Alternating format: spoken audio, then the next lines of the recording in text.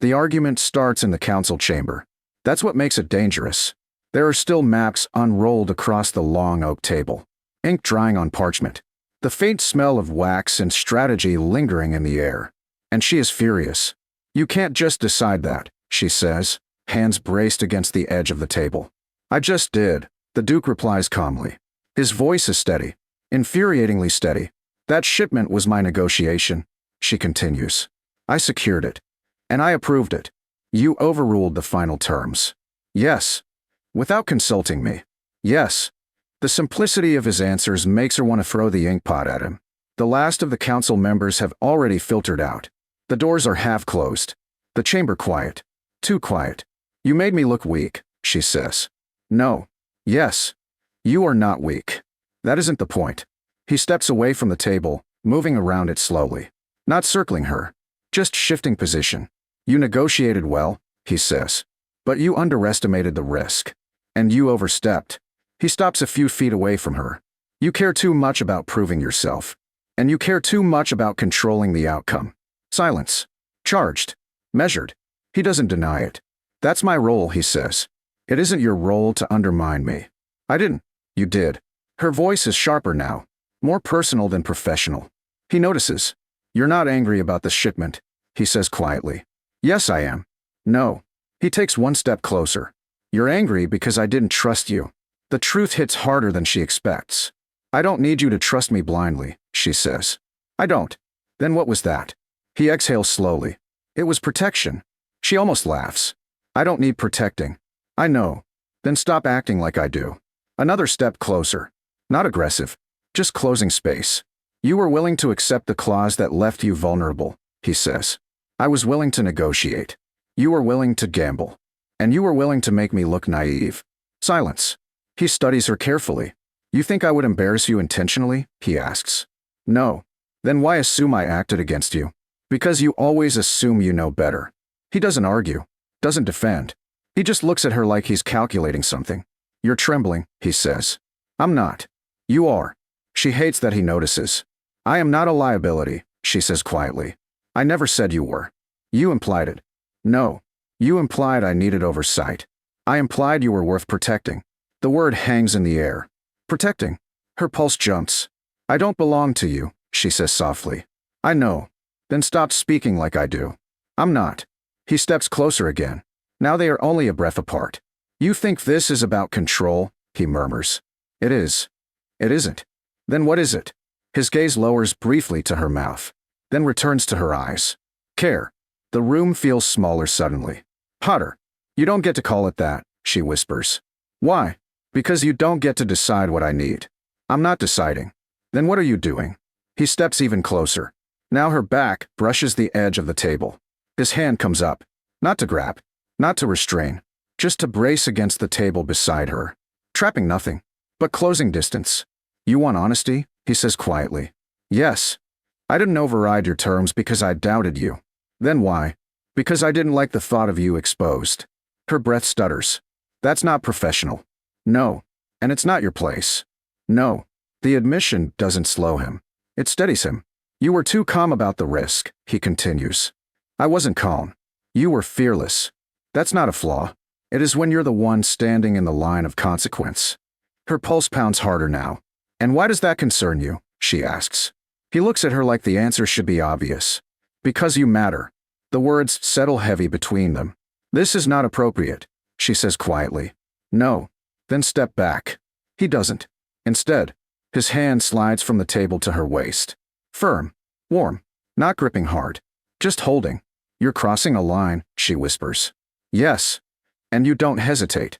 No. Her fingers curl into the fabric of his tunic without permission from her mind. You're furious with me, he says softly. Yes. And you're not moving away. No. The air between them tightens. Electric. You always do this, she murmurs. Do what? Look at me like you're about to undo me. His thumb shifts slightly against her waist. You're already undone. Her breath catches. That's arrogant. It's observant. She exhales sharply. You're insufferable. Yes. And reckless. Yes. And standing far too close. Yes. The repetition builds something dangerous. The chamber doors creak faintly in the draft. She glances toward them. He notices. His voice lowers. Lock the door. Her heart stumbles. What? Lock it. You're out of your mind. Probably. This is inappropriate. Yes. And scandalous. Yes. And you want me to lock the door? Yes. The certainty in his tone sends heat rushing through her chest. You don't hesitate, she says softly. No. Why? Because if someone walks in, I won't pretend. The honesty burns. You don't get to decide this moment, she whispers. I'm not. Then what are you doing? Waiting. For what? For you to decide if you want the door locked. Her pulse hammers violently now. His hand remains steady at her waist. Not forcing. Not dragging. Just present. You think I would? She asks. I think you're tired of pretending to. Silence. Heavy. Charged. Her fingers tighten in his tunic. You're very certain of yourself, she murmurs. No. Then what are you certain of? He leans in closer.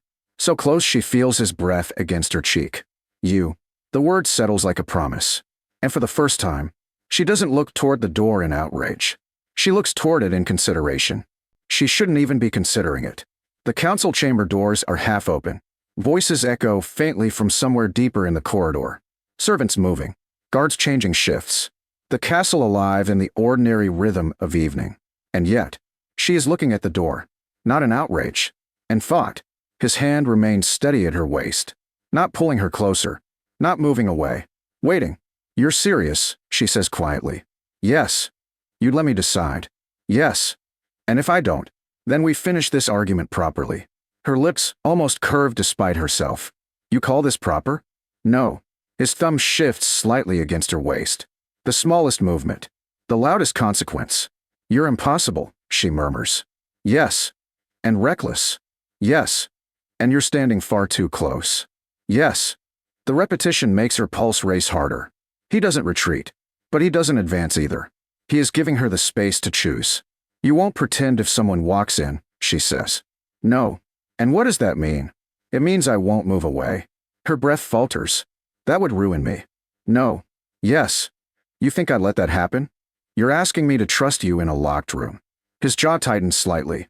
I've never given you reason not to. That's what unsettles her most. He hasn't. He's been controlled. Measured.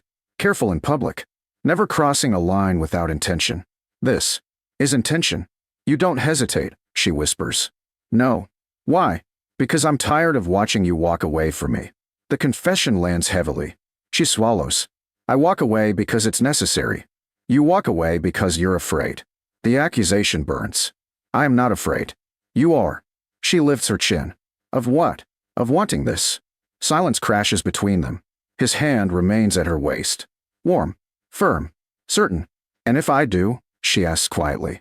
His voice drops. Then stop pretending. The air in the chamber feels thicker now. Hotter. Her heart pounds in her ears. You don't get to command me, she murmurs. I'm not. Then what is this? An invitation. Her breath catches. To what? To stop arguing about shipments and admit this has nothing to do with trade. The truth slices through her composure. She's furious. But not about ink and parchment. Not about clauses and oversight. She's furious because he makes her feel exposed. Seen. You infuriate me, she says. Yes. You overstep. Yes. You assume. Yes. And yet you still think I'll lock that door. His eyes darken slightly. Yes. The certainty makes heat rush through her veins. She steps around him suddenly. Not fleeing. Not retreating. Just moving. He turns to follow her with his gaze. She walks to the chamber doors. The hallway beyond is empty now. Torches flicker along the walls. No footsteps. No witnesses. Her hand rests on the heavy wood. You understand what this means, she says without looking back. Yes. No pretending. No. No stepping away if someone knocks. No. No claiming it was a misunderstanding. No. Silence stretches. Her fingers curl around the iron handle. You're very certain of yourself, she murmurs. No. Then what are you certain of? That if you lock that door, it won't be a mistake. Her pulse hammers violently. She pushes the door closed. The wood thuds softly into place. The sound echoes louder than it should. For a moment, she simply stands there, hands still resting against the door, breathing uneven. Behind her, she hears him move. Slow, measured footsteps across stone. He stops a breath away. You didn't lock it, he says quietly. Her throat tightens. I haven't decided. Yes, you have. She turns slowly. He's close again. But not touching. Not yet. You could still unlock it, he says. Yes. But you won't. The certainty in his voice sends heat straight down her spine. Her hand reaches for the iron bolt. It slides into place with a quiet metallic click. The sound is small, but irreversible. Silence follows. Heavy. Charged. The room feels different now. Sealed. Intentional. You don't hesitate, she whispers. No. Why? Because I trust you. The answer hits deeper than desire ever could. You trust me, she repeats. Yes. In a locked room. Yes. Her breath trembles. You're very bold. No. Then what are you? Done pretending. The words undo her. He steps closer. Now there is barely a breath between them. His hand lifts slowly. Not to grab. Not to trap. Just to rest at her waist again. Firmer this time. Certain. You can still change your mind, he murmurs. I won't. The admission is quiet. Clear. His thumb presses slightly against her waist. You're not trembling from anger anymore, he says. No. Then what? She exhales slowly. You know. His other hand lifts, brushing lightly along her jaw. The touch is slow, measured, intimate. You were furious with me, he murmurs. I still am. And yet, her hand slides to his chest, gripping the fabric there. And yet you don't move away, he finishes. No. He leans closer. Not kissing. Not yet. Just hovering. You locked the door, he whispers. Yes. Why? Her breath brushes his mouth. Because I'm tired of walking away. The confession shifts something in him. His hand tightens slightly at her waist. You think this is reckless, he says. It is. And dangerous. Yes. And you want it anyway. She swallows. Yes. The word barely leaves her lips before he closes the distance. The kiss is deliberate. Not rushed. Not frantic. Warm. Controlled. His mouth presses against hers with steady certainty. Her grip tightens at his chest. The world narrows to breath and heat and the quiet shift of fabric. He doesn't overpower. He doesn't consume. He matches her. And when she deepens the kiss, he responds. His hand slides from her waist to the small of her back, drawing her closer. Not forcing, just eliminating space. The kiss deepens slowly. Measured. Intentional. When they part, it's only by an inch. You're certain, he murmurs. Yes. You understand what this means. Yes. No pretending after this. No. His forehead rests against hers. You locked the door, he says quietly. Yes. And I didn't hesitate. No. Her pulse races. The chamber feels impossibly small now. You're going to ruin me, she whispers. No. Yes. I won't let you fall alone. The promise is quiet. Steady. Certain.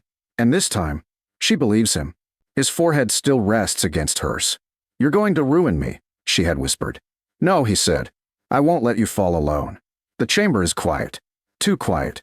The bolt is still slid firmly into place behind her. The maps remain scattered across the table, forgotten. Candlelight flickers along the stone walls, casting long shadows that make the room feel smaller than it is. His hand is still at the small of her back. Her fingers are still gripping the front of his tunic. Neither of them moves first. The kiss wasn't reckless. It wasn't stolen. It was chosen. That's what makes it heavier. You understand what happens after this, she says quietly. Yes. You don't get to step back and call it anger. I won't. You don't get to say it was impulse. It wasn't. And you don't get to pretend I forced you. His mouth curves faintly. You locked the door.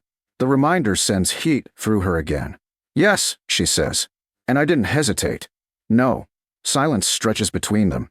His thumb brushes lightly against her lower back, not wandering, not inappropriate, just steady. You were furious with me, he says. I still am. Good. She almost laughs. You enjoy that. I enjoy that you care. Before she can respond, a knock echoes against the door. Sharp. Unexpected. Her breath stops. They both freeze. Another knock. Your Grace. A voice from the corridor. One of the guards. The world outside the chamber crashes back into existence. Her pulse pounds violently. Instinct tells her to step away, to create distance, to restore propriety. But his hand doesn't leave her waist, and she doesn't pull away. A third knock. Your Grace. His voice remains steady. What is it? Lord Renwick has arrived earlier than expected. A pause. Very well, the Duke replies. I'll attend him shortly. Yes, Your Grace. Footsteps retreat down the corridor. Silence returns. Heavy. Charged. She exhales slowly. You should step back, she says. Yes. You should unlock the door. Yes. He doesn't move. Neither does she. You said you wouldn't pretend, she murmurs. I won't. If someone had walked in, I wouldn't have moved. The certainty in his voice makes her chest tighten. That would have destroyed me. No. Yes. His hand tightens slightly at her waist. You think I would let anyone reduce you to scandal? He asks quietly. This is scandal. This is truth. Her pulse jumps. You're very confident in that. No. Then what are you? Committed. The word shifts the air between them. You're making promises in a locked room, she says softly. No. Yes. No, he repeats calmly. I'm making them before I unlock the door. Silence. The weight of what that means settles slowly. You don't do things halfway, she murmurs. No. If we walk out of here, we don't pretend. And if people ask, I answer, you'd risk your authority for this. He studies her face carefully. My authority doesn't depend on denying what I feel. Her throat tightens. You're very certain this won't weaken you. I'm certain it won't weaken us. The correction matters. His hand slides from her back to her waist again, steady, grounding. You're not stepping away, he says quietly. No. You're not asking me to. No. His gaze softens slightly. You locked the door, he murmurs. Yes. And now you're choosing to unlock it. Her breath deepens. Yes. He leans in again, not for a desperate kiss. For something slower. Deliberate. His mouth brushes hers once more. Steady. Certain. This time the kiss feels different. Not stolen. Not hidden. It feels like a seal. When he pulls back, his hand finally leaves her waist. The absence feels immediate. Cold. You should fix your hair, he says softly. She almost smiles. You should fix your collar. He adjusts it without breaking eye contact. She reaches past him, sliding the iron bolt back. The metallic scrape sounds louder than it did before. The door swings open. The corridor is empty. Torches flicker along stone walls. Normal. Ordinary. Deceptively calm. He steps into the hallway first. She follows a pace behind. Then stops. He notices immediately. What? He asks quietly. If we walk out separately, she says, this becomes something we hide. He studies her. And if we don't? She steps forward until she stands beside him. Not behind. Not distant. Beside. His hand hovers briefly at his side. Then lifts. Resting at her lower back. Open. Visible. Deliberate. You're certain, he says. Yes. Once we step into that hall. No pretending. He nods once. They walk together down the corridor. Footsteps steady. Measured. Unhurried. When they enter the receiving hall, Lord Renwick looks up first. Then two advisors. Then a servant. Eyes flicker. Take in the proximity. The hand at her back. The lack of distance. No one says anything. But everyone notices. The Duke does not move his hand. She does not step away. Lord Renwick, he says calmly, extending his free hand. Welcome. Business resumes. Voices rise. Discussion begins. But the shift in the room is undeniable. She remains at his side as negotiations begin. Not as decoration. Not a secret. As presence. When one advisor glances between them curiously, the Duke doesn't explain. He doesn't flinch. He continues speaking with calm authority. And she stands there. Certain. Later, when the hall empties and the candles burn low, she turns to him. You didn't hesitate, she says softly. No. You didn't move away. No. You didn't deny it. No. His hand slides gently from her back to her waist again. Quieter now, more private. You locked the door, he reminds her. Yes. And I didn't. The truth hangs between them. She looks up at him. You said you wouldn't let me fall alone. I meant it. The room is quieter now. Still public. Still open. But the danger has shifted. It's no longer secrecy. It's certainty. You overruled my shipment, she says suddenly. His brow lifts slightly. Yes. You still think you were right? Yes. She narrows her eyes. You're insufferable. Yes. And reckless. Yes. And very certain of yourself. No, he says calmly. Then what are you certain of? He leans slightly closer. Close enough that only she hears. That you locked the door. Her pulse flares again. And that I didn't hesitate. She exhales slowly. No, he finishes. I didn't. And this time, Neither of them pretends it was a mistake.